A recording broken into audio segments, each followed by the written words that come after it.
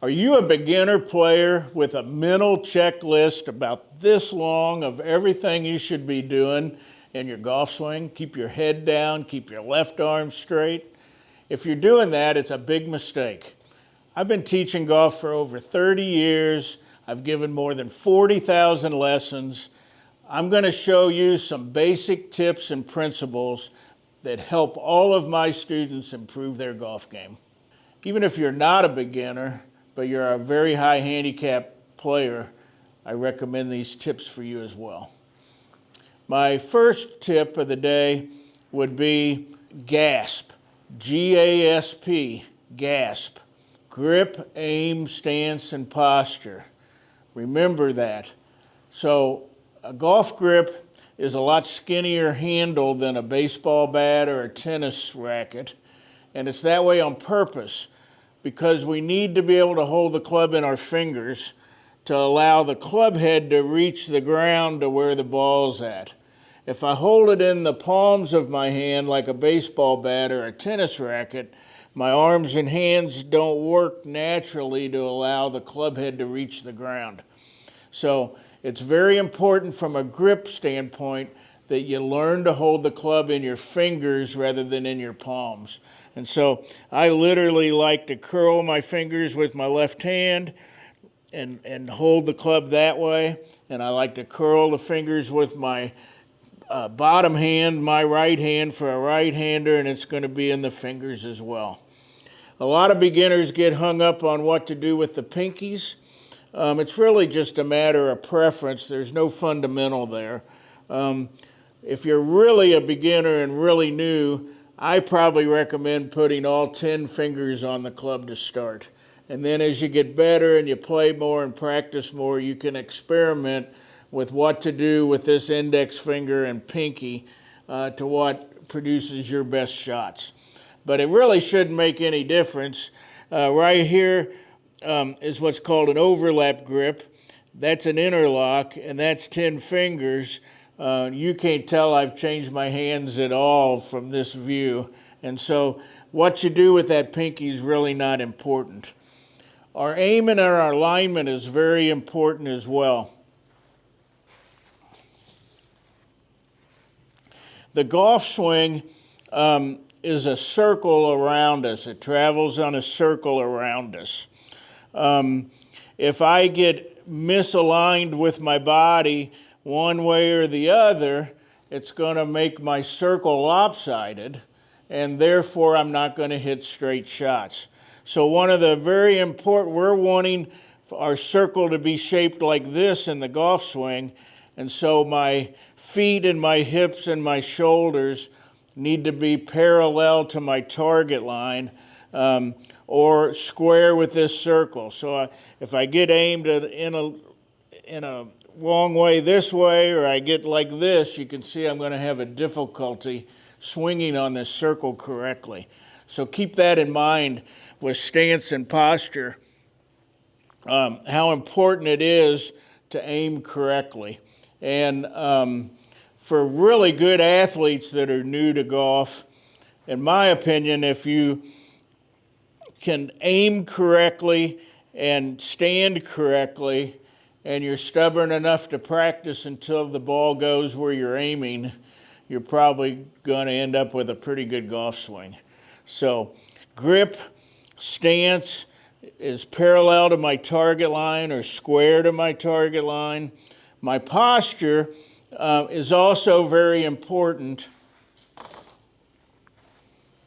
What we're trying to do, and I'll mention this in another tip later on, is we want to tilt from the hips, and so we'd like to keep our spine pretty straight, and we would like it to be relatively 90 degrees to the shaft angle of my club. So many people I see, they're like this, where their spine's straight up and down, and obviously their club's not straight up and down.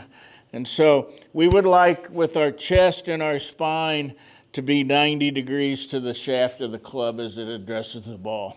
So very important to understand grip, aim, stance, and posture.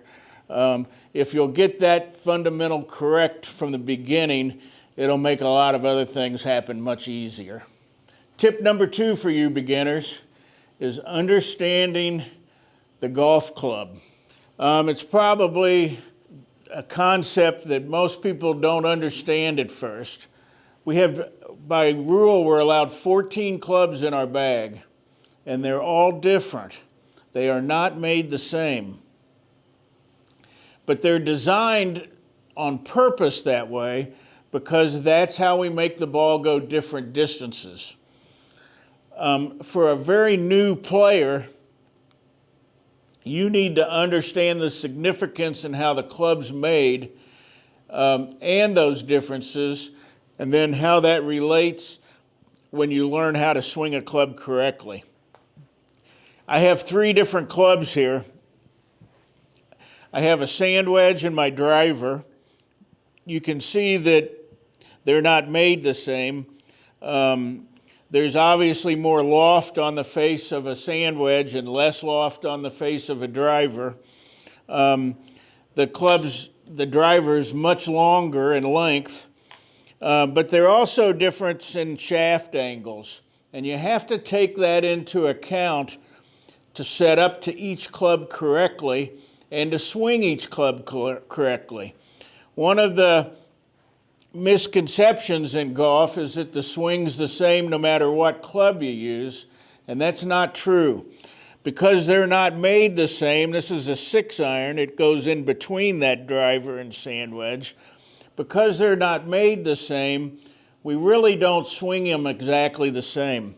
And so as I see players that are no longer beginners but have been playing golf for 5 or 6 years, I usually find that they either love their driver and hate their irons, or they love their irons and hate their driver. And the reason for that is they're trying to make the same swing with every club. If they happen to have a swing that is naturally up and down like this, well, they love their short irons because they're made to swing up and down.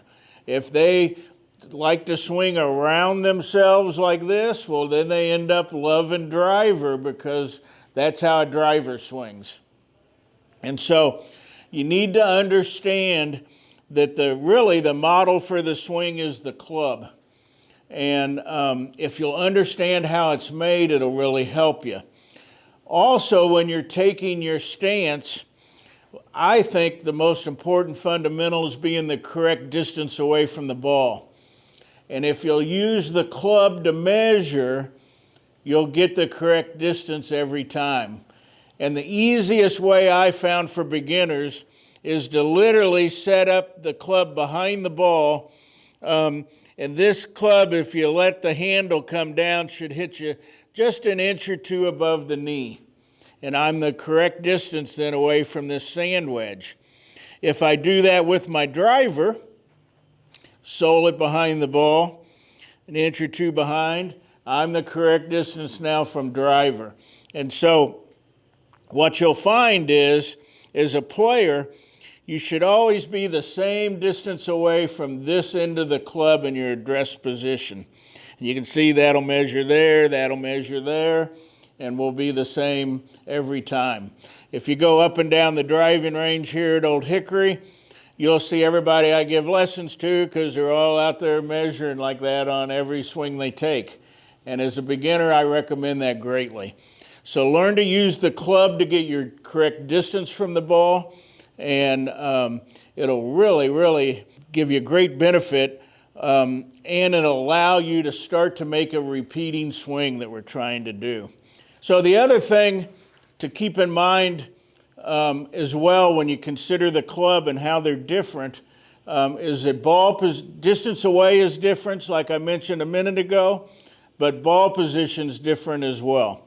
So with driver, I'm right-handed, so this is going to be by my left foot. If you're left-handers, your ball position is going to be by your right foot. More specifically than that, I like looking at the upper body when you talk about ball position. So with driver, I like the ball position to be right here opposite my left shoulder, okay? I mention that because I find some people have extraordinarily wide stances, and if that's the case, then that's not going to be by my left foot, it's still just going to be by my shoulder. So, but if my stance isn't too wide and my shoulders just barely fit between my feet, this ball position by my left foot works out really good with driver. The reason it's forward is the ball, I don't have it on a tee here indoors on my mat, but outside that would be on a tee, and so we would like to be able to hit the ball on the upswing slightly with driver, and by putting the ball more forward in my stance, that helps it occur naturally. If I switch to a sand wedge for you beginners, for advanced players, they might play shots with wedges more back in their stance, but as a beginner, new player, I would start with your shortest clubs right in the middle of your stance.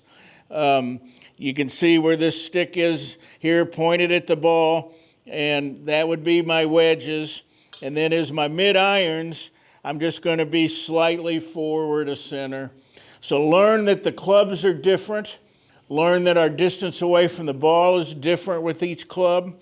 And learn that our ball position changes with the different clubs. And you'll go a long ways towards playing competent golf soon. My third tip for beginners is to understand what the various body parts are responsible for in the golf swing. That being said, I think the primary thought process for a new player is to worry about swinging the golf club and setting up correctly, but it will also help you understand what our body's job in the golf swing is, what our arms' job in the golf swing is, and what our hands' job in the golf swing is. So tip number 3 is really what is my body's job.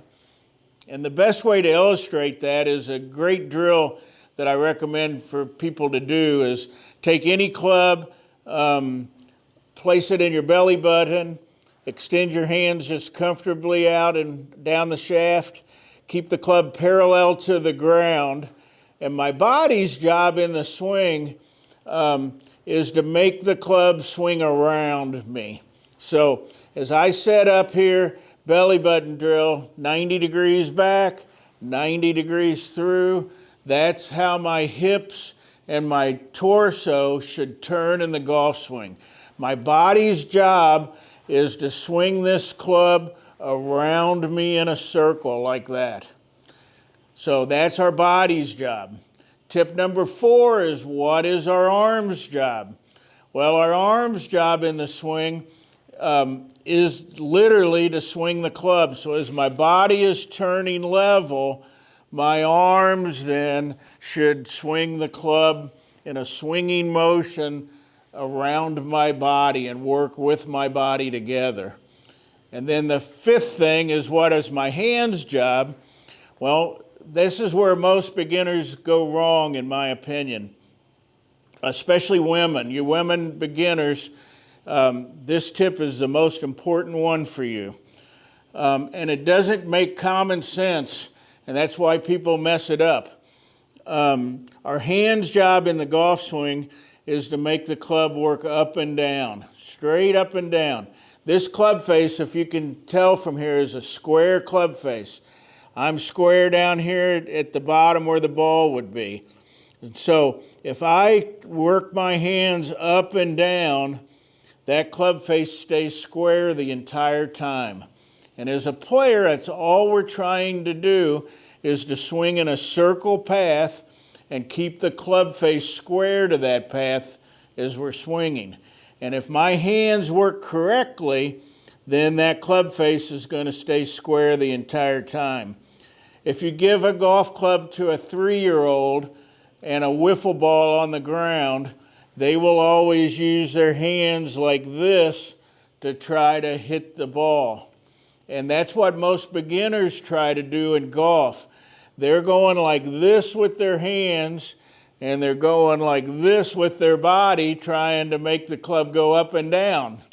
And it's the absolute wrong thing to do. My body turns it around, My hands hinge it up and down. And so I turn to here, hinge up, swing through. It doesn't look like that. It all blends out as you swing, but that's the job of our body parts. Tip number 6. This is for true beginners. It's very important, in my opinion. You get overwhelmed with a bag of clubs that has 14 clubs in it. You don't need 14 clubs if you're a new player. You probably only need 3 or 4. And I'm counting the 4th one as a putter. So actually in clubs that you're going to make swings with, you need to master 3 clubs at first. I recommend that you have a driver or some sort of club that you're going to tee off with on each hole. But with the bigger heads today with our drivers, I recommend a driver. It probably should have 12 degrees of loft, even 15 degrees of loft. You can get a high lofted driver. For most beginners is a good idea. So we want to master a club that we're going to start each hole with. And then we need a fairway club. For most players, that could be a 7-wood or a 9-wood or a 4 hybrid or a 7-iron. But pick one of those and learn to use that every time you're in the fairway and you can't reach the green. And then you need to have a wedge, whether it be pitching wedge or a sand wedge, that when you get close to the green, then you've got a club that you're going to use every time and try to chip it on the green and then putt. So, master 3 clubs. A club you're going to start the hole with, a club you're going to advance down the fairway with until you get close to the green, and then a wedge that you're going to be, when you're close to the green, you can learn how to chip and pitch it on the green. And it'll help you, it'll simplify the game, and then you can start adding more clubs as your skill level advances. My next couple tips are related. I've kind of mentioned it before, but you can't emphasize it too much because the golf swing is a circle. So keep that in mind. I have a hula hoop here. If I put that around me, and if you can imagine a golf club swinging around me in a circle, that's what I want you to understand as a concept for how to play correctly. So, couple drills for beginners that I recommend highly. I like to hold a golf club parallel to the ground out in front of me. And I want you to swing around your body and keep that shaft of the club as parallel to the ground as you can get, back and through.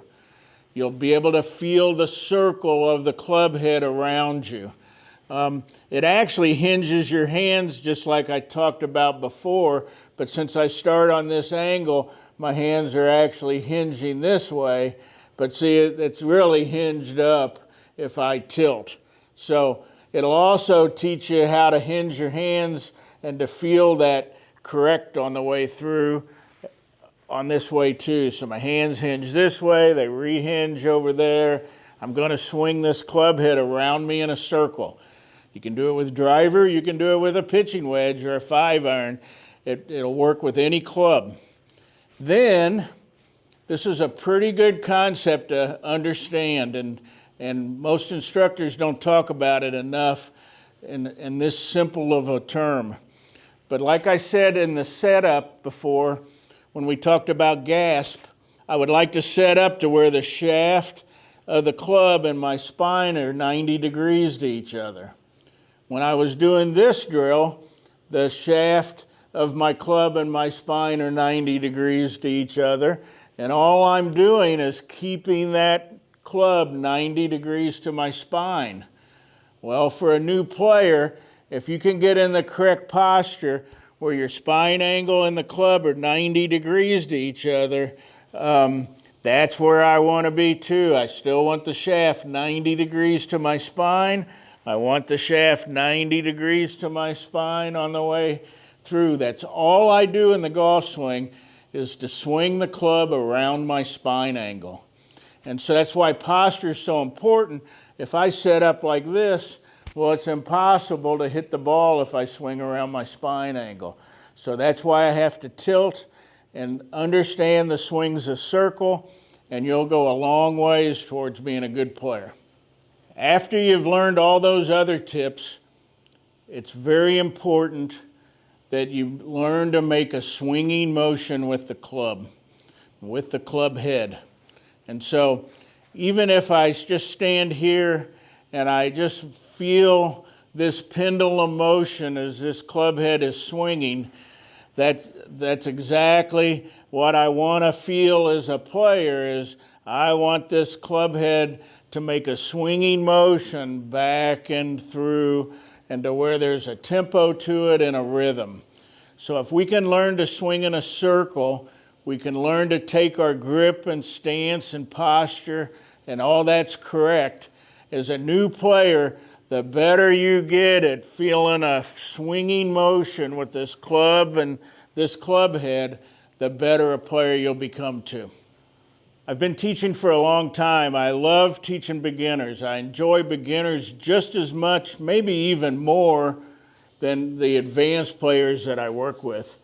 If you get somebody to hit the ball up in the air for the first time ever, there's nothing more rewarding for me as an instructor just to see the look on their face. One of the things in our society today, and I'm guilty of this just like probably 95% of the golf instructors in America. 50 years ago, if you were a new player and you went to the pro for lessons, you would start on the putting green. And if you couldn't make a putt from this far away from the hole, you stayed there till you could.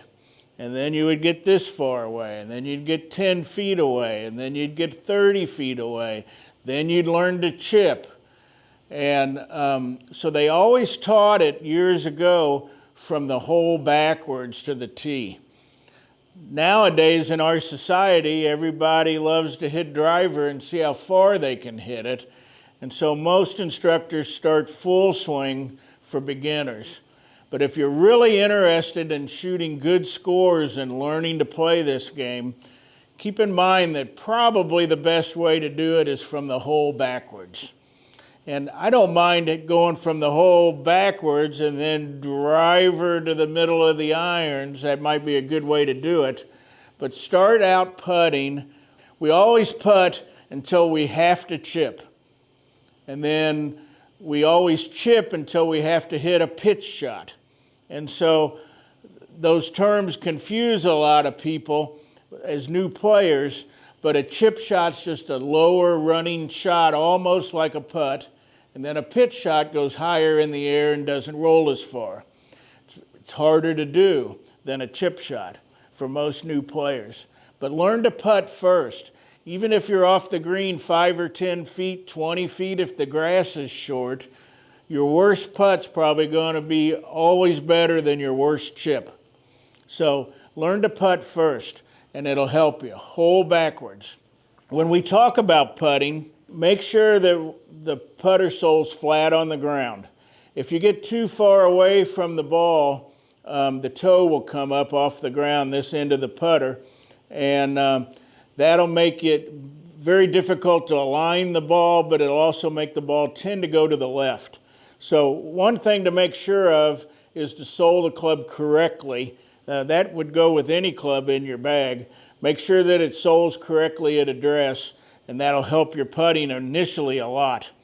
The other thing that I recommend, that almost all the balls today have some sort of alignment aid already on the ball. Like this PXG ball has a black line on there. If you watch golf on television, you'll see that almost all the players either have a line like this that's pre-made, or they'll take a Sharpie and they'll draw their own line. Then they line that line up and point it to where they want their ball to go. If it's a straight putt, they would aim it straight at the hole. For putts of inside 2 or 3 feet, you should always play them straight inside the hole to start. But line your ball up, and then there'll be a line on your putter. Almost all putters have a line. If yours doesn't have one, find a putter that does. And then I'm going to match that line on my putter with the line on the ball. And so that's going to help me from the very initial stages learn to aim straight. Putting, we just have to learn to hit it straight. We have to learn to hit it the right speed. And then we have to learn how to read greens. And as a beginner, worry about hitting it straight first and worry about distance second, but understand in the long run that learning to control distance is the most important skill. That being said, a simple putting motion, if I hold the putter up here parallel to the ground like my belly button drill, and all I do is move my body, that's how my putting stroke should feel. So it's pretty easy to do it up here. And then if I tilt it down to where the ball would be, you can see that I'm just going to make a motion with my arms and my chest, and I'm not using my wrist at all. The less you can use your wrist on a putting stroke, the more success you'll have at controlling the right speed of the ball and hitting it the right distance. It'll help you hit it straight too, but it really will help your distance control by that. So as a basic putting motion, I just want to feel backswing, forward swing, the same length. So on a very short putt, I'm not taking a very big motion. As the putts get longer, I'm still, my backswing, forward swing, pretty much the same length.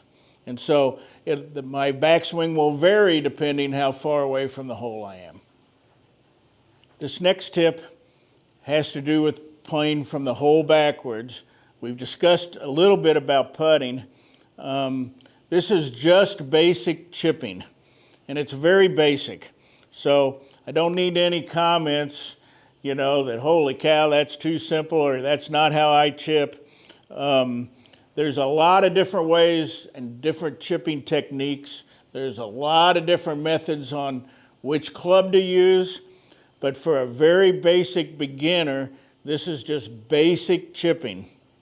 A lot of instructors and a lot of new players try to chip with less lofted clubs and make more of a putting motion. Depending on what part of the country you're in, that may not be a bad way to do it. So if you're down far south, Florida, Texas, Arizona, Southern California, I don't mind that method. You can take a 7-iron or an 8-iron and basically make that same motion that I talked earlier about in putting.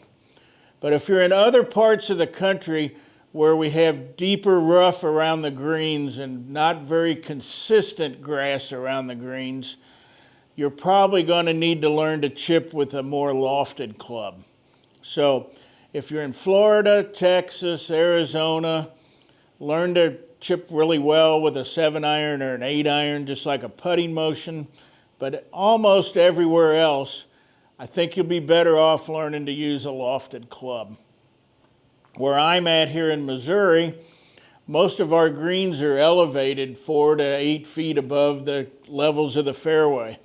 And if you can't hit an elevated shot around the greens, you're not going to be very successful. And so that's what I'm going to talk about here, is just a basic chip shot with a lofted club. Most beginner sets at least have a pitching wedge in them or a sand wedge. So whatever is your most lofted club, that's what I would recommend that you learn to chip with. And the one thing that we need to understand chipping is that I prefer for the stance to be very narrow, where my feet are almost touching each other. I like the ball to be right in between my feet and the club matched up right in the middle between my arms. If I choke down, you would see that the grip of the club would still be right between my arms. This is for a short chip, not very far, 10 feet off the green, 20 feet off the green. I like to only be about 12 inches away from the ball, so I'm very close to the ball. Because of that, I've had to grip down on the club. I almost am touching the steel here with my fingers on my bottom hand. So you can see 2 or 3 inches I've choked down on this club and gripped down on that club. The other thing that's very important to understand that's different chipping than any of our other shots is that my shoulders should be pretty level at address. The biggest mistakes I see chipping are two. One, a player's too far away from the ball and their hands are too low like this. So they're too far away from it. And then they get set up because they're trying to make it go up in the air. They all lean backwards and they try to make a scooping motion like that to go under the ball, common sense wise, thinking that's how to get it up in the air. But that's wrong. That's a bad conception there on how to do it. So I'm only going to be a foot away. This handle's pretty tall. I'm going to grip down on it. And then my shoulders are actually going to be pretty level. There's really a lot of good players that actually get their right shoulder higher than their left. And that promotes a stroke that is much more up and down than a putting motion. And so to effectively chip the ball correctly, it has to be more of an up and down motion than side to side. It's a blend of both, but it's a lot up. So as I set up here, that club's going to work up and back down to the ball. So there's no scoop under. So learn how to use a lofted club to chip with, especially if you're in the Midwest or northern states, and it'll dramatically improve your game. If you're learning to take up this game, I think you ought to find a PGA professional that can help you. Historically, I don't think we've done a great job with beginners as a profession. Years past, most of the head pros would give their first assistants all the beginners. And the first assistants didn't know anything at all about learning a golf swing and teaching people how to play better. So if you're a beginner, find an experienced teacher in your area that knows what they're doing, that works with all levels of players, that enjoys working with beginners, and you'll benefit greatly from that.